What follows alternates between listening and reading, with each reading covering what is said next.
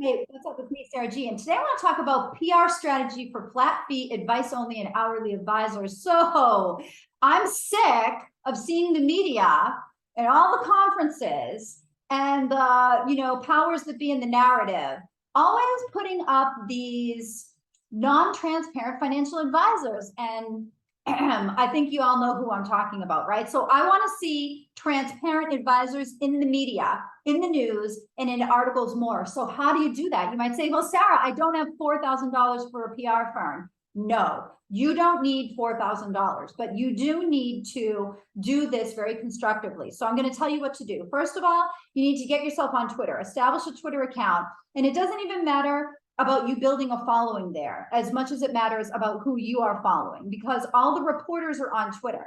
So I want you to start following the reporters on Twitter, okay, that have interviewed your competition. And what you do is you wait until they make some statement, right, that is a little bit incorrect or a little bit naive, and or until somebody, either the reporter does that, or you also need to follow some of the like bigger names that have been interviewed, like your competitors or someone who's just an influencer that's been interviewed a lot by the media. And the reason is the reporters are following that person. So you want to wait until either the reporter or one of the influencers out there makes a statement that's kind of incorrect, like just an ill-advised, uninformed, or whatever, and then provide a full dimension, like just hit them with value. This is something that I actually did a few weeks ago when there's this one person, this influencer that both Scott Selasky and I follow. And so Scott, like the influencer said something, and Scott made some kind of like really blunt comment, like, well, it was about direct indexing, which like Scott and I are not a fan of, right? We did this whole blog on it. And so Scott was like, well, that's not exactly right. And he just kind of left it there. And but I saw that Scott said that. So then I was like, and here's the reason. And I put the whole blog that he and I did. And a reporter actually read that blog. Okay.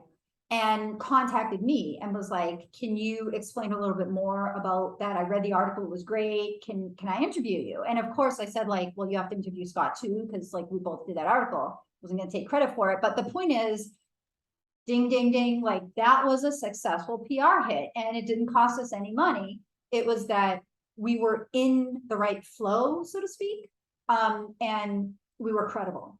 Like we weren't just going out there making stupid comments on Twitter about what color gummy bears we like to eat, okay? Like we were out there bringing value to the correct people who were visible. And when you do that, inevitably, as long as there are reporters following those people, or if you're following reporters, then that can happen very easily, okay? So the other thing is when you do contact a reporter, don't just be like, oh, like, hey, thanks for the article, bye. Like, continue to talk with that reporter. Ask them, can I put you on my newsletter? Because I do tend to comment in a similar fashion on topics that may be of interest to you in your beat.